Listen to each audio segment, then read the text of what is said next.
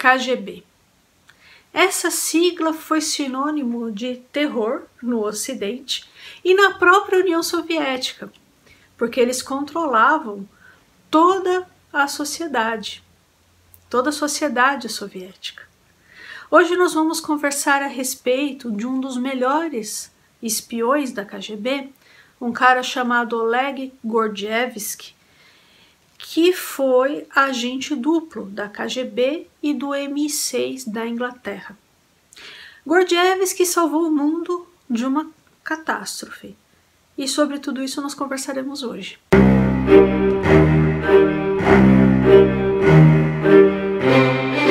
Oi pessoal, meu nome é Juliane, você está no canal Vai e Veja, eu falo de história e literatura. Se você se interessa por esses dois temas, eu peço que você se inscreva nesse canal. Peço também que você sempre utilize o campo dos comentários, deixa aqui, né, o seu comentário para nós, é muito importante.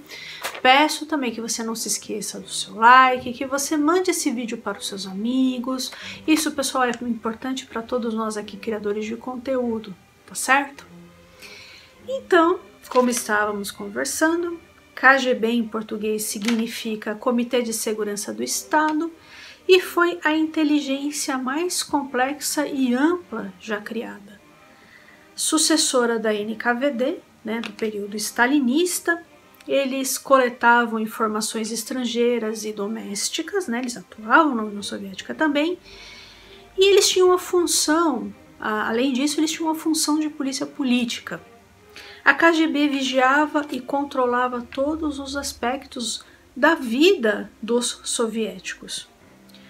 Para o Ocidente, essa sigla KGB era sinônimo de terror, e com muita razão, né? Eles eram muito estruturados, tinham excelentes agentes, né, espalhados pelo mundo inteiro, mas principalmente nos Estados Unidos, que sempre foi o foco da União Soviética, certo? E muitos acreditavam que a KGB, na verdade, era uma máfia. E não estavam errados, né? A FSB, que é a sucessora da KGB, que é o Centro de Inteligência Russo, se tornou praticamente uma máfia mesmo, né? E constituiu ali um estado mafioso. Muito bem, depois a gente fala da Rússia. Aqueles que entravam para a KGB não conseguiam sair mais. Era praticamente impossível. Ou você fugia para o Ocidente, desaparecia, ou você morria lá, certo? Não tinha como você sair, porque você sabia de coisas, né? Você recebia um amplo treinamento, você sabia de coisas que, né, você poderia soltar, poderia entregar, poderia vender, ou seja, você não conseguiria nunca sair dali. Oleg Gordievsky, ele foi considerado um dos melhores espiões que a KGB já teve. O pai dele tinha sido agente da NKVD, o pai dele atuou no Cazaquistão e participou do Holodomor, que foi a grande fome que atingiu principalmente a Ucrânia. Holodomor significa matar pela fome em ucraniano. Tem vídeo sobre isso aqui no canal, pessoal. Num filme chamado A Sombra de Stalin, lá eu explico o que foi o Holodomor, tá? Muito bem. No stalinismo, uma forma de você se manter vivo era entregando alguém. Então as coisas chegaram num ponto que as crianças eram incentivadas a entregar os próprios pais para o Estado, caso os pais não fossem considerados comunistas o suficiente, ou tivessem alguma ideia fora do que eles acreditavam que era correto, certo? Gordievsky, por ter um pai da NKVD, não teve nenhuma dificuldade de entrar para a KGB, assim como o irmão dele. Os dois eram agentes. Eles tiveram tios que no período stalinista foram para gulags e morreram nesses lugares, mas isso não manchou a reputação deles não, porque o pai foi um excelente agente, certo? Então eles consideravam que os filhos iriam todos para o mesmo caminho. A KGB dirigia duas espécies distintas de espionagem. Havia os espiões legais, né, que atuavam ali no que eles chamavam de residentura, que eram diplomatas, tá? Tinham cargos burocráticos, e tinham os espiões ilegais, que eram os espiões que faziam, por exemplo, que sequestravam pessoas, matavam, envenenavam. Esses são ilegais. Eles entram com documentos falsos nos países e tal. Essas operações, pessoal, elas eram muito arriscadas, porque o serviço secreto dos países poderia pegar, né? Poderia torturar esse cara e esse cara entregar tudo, certo? Então, eram raras essas operações. A maioria das operações, isso tanto da KGB quanto da CIA, era na inteligência mesmo, era no convencimento das pessoas de que o meu regime é melhor, sabe? Nós somos melhores, nós norte-americanos somos maravilhosos, nós soviéticos, nosso sistema é o melhor. Era muito mais nesse sentido do que assassinando pessoas e tal, né? Então, assim, por exemplo, coisas que a gente vê em filme, algumas coisas foram reais mesmo. Por exemplo, a história do guarda-chuva com veneno. Então, teve um caso mesmo da KGB na Bulgária, que eles mataram um agente duplo dessa forma. Eles colocaram veneno na ponta do guarda-chuva, e aí um agente passou perto do agente duplo e colocou lá, e o cara morreu, né? Mas, gente, isso é muito raro, era muito raro. Então, filmes, por exemplo, como Salt, lá com Angelina Jolie, aquilo é um absurdo, né? Um agente duplo, um cara que se entregava, por exemplo, um cara da KGB que se entregava para a CIA, por algum motivo, ele ficava isolado. Ele não ficava andando no meio da CIA. Não era assim. E vice-versa, sabe? Então, não tinha nada a ver aquilo não, pessoal. É só entretenimento mesmo, tá? Bom, muito bem. E aí, o Oleg Gordievsky, ele passou por todo o treinamento da KGB e tal. E aí, ele foi designado para a Alemanha Oriental. Ele chegou lá, pessoal, ele se assustou com a Stasi, porque a Stasi, a gente falou dela, né, ontem, a Stasi controlava toda a população, era uma coisa, sabe, era uma coisa doente, né, e a Stasi era muito, até para um agente da NKVD. Ele viu o muro, as histórias das pessoas que tentavam pular, e como a Stasi, nossa, era demais até para ele, né? E aí ele foi designado para a Dinamarca. Ele trabalhou lá na residentura tal, né, da Dinamarca como burocrata. E aí onde ele começou a balançar? Ele teve acesso à literatura ocidental. Qual literatura ocidental? Arquipélago Gulag do Solzhenitsyn. Ali ele percebeu assim o quanto o regime soviético era cruel, perverso com as pessoas, quanto aquela ditadura era terrível, o que o Stalin tinha sido na verdade, né? Porque por mais que o Khrushchev tenha denunciado após a morte de Stalin, eles não ficavam propagando isso muito tempo, ao tempo todo, né? E essa literatura, como a do Solzhenitsyn, George Orwell, ele também leu 1984, não podia entrar na União Soviética, né? Então, podia entrar a literatura ocidental? Podia, dependendo, né? Então, por exemplo, o Jorge Amado do Brasil entrava, tranquilo. Acho que foi só um dos livros do Jorge Amado, se não me engano foi Tieta, que eles não deixaram entrar, eles censuraram. Mas, enfim, Jorge Amado entrava tranquilo, por exemplo, tá? Então depende da literatura, Solzhenitsyn, George Orwell, esses não, entende? Muito bem, pessoal. E aí ele começa a questionar o regime. E o irmão dele morre na Austrália. O irmão dele era burocrata também como ele, espião e tal. Morre na Austrália por cirrose hepática. O irmão dele era alcoólatra. O pai dele, que era da NKVD, viveu a vida toda com um sentimento de culpa horroroso. E ele não sabia por quê. Porque ele não sabia do Holodomor. Ele não sabia dos crimes do Stalin em detalhes, né? E aí ele começa a balançar. E nessa história toda, ele tem contato com um amigo que estava atuando na República Tcheca, que também era espião, e esse cara já estava muito balançado também. Eles tinham estudado juntos e, enfim, esse cara já estava muito balançado em relação ao sistema soviético. Já estava questionando muito e tal. E o Gordievsky, ele toma uma decisão de trabalhar para o MI6 da Inglaterra, que era o Serviço de Inteligência Inglês. Ele seria um agente duplo. Gordievsky nunca aceitou dinheiro.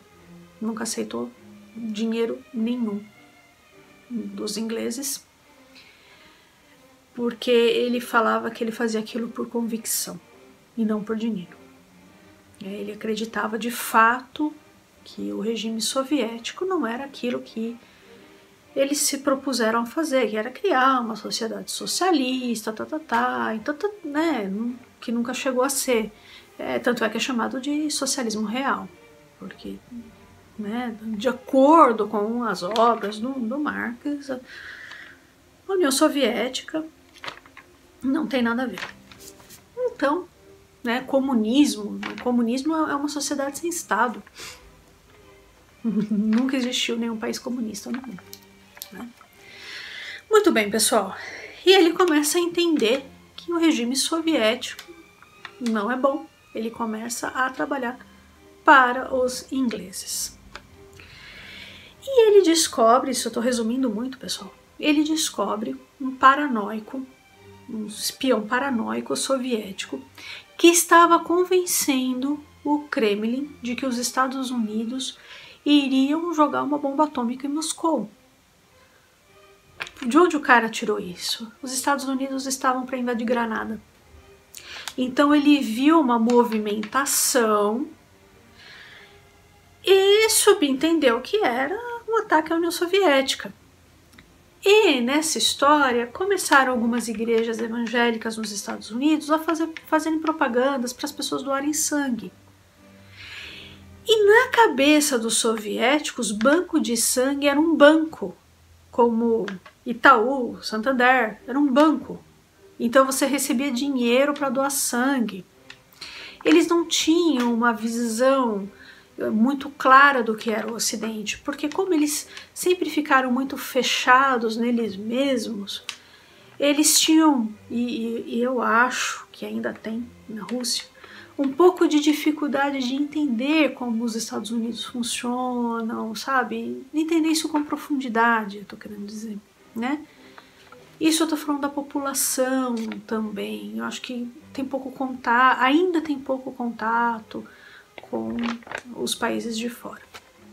Enfim, eles não entendiam as coisas muito bem, isso o próprio Gordievsky falou, e eles estavam questionando se eles atacariam os Estados Unidos primeiro ou esperariam um ataque norte-americano, e eles começaram a construir bunkers, começar uma movimentação esperando uma bomba atômica dos Estados Unidos. E aí o Gordievsky avisou o MI6, falou, olha, vai dar ruim, tá? Não vai ficar legal. O MI6 avisou a CIA e eles começaram a jogar informações que eles chamam que é informações para pintinho, que são informações verdadeiras, mas que você não revela tudo, que evita esses tipos de catástrofe, tá? Isso os dois lados faziam isso. Às vezes a KGB também jogava algumas informações para poder falar assim, não, eu não vou te atacar, não vou fazer isso, é outra coisa. Isso tinha dos dois lados. E a CIA começou a jogar informações do tipo, eu não vou atacar a União Soviética, Eu não tenho interesse nenhum em destruir os soviéticos e me autodestruir, porque é isso que acontece, né? Qualquer bomba atômica lançada é uma destruição da União Soviética, uma destruição dos Estados Unidos e uma destruição de todos nós, tá? Muito bem. E o MI6 fala que o Gordievsky salvou, porque poderia ter acontecido algo muito ruim se esse cara paranoico continuasse lá convencendo o Kremlin de que eles seriam atacados, né? E aí, pessoal, tinha um picareta na CIA, um espião picareta lá, alcoólatra, que se endividou com a máfia, com um monte de gente lá, e começou a vender informações para a KGB. E a KGB falou para ele assim, olha, eu não sei, mas tem algum espião, eu não sei, que é da KGB, é espião duplo, não sei quem é, mas eu sei que tem, né? Eu não sei para quem que ele tá trabalhando. E aí esse cara descobre o Gordievsky como agente duplo da KGB e do MI6. Aí Gordievsky é chamado para uma reunião em Moscou, ele vai.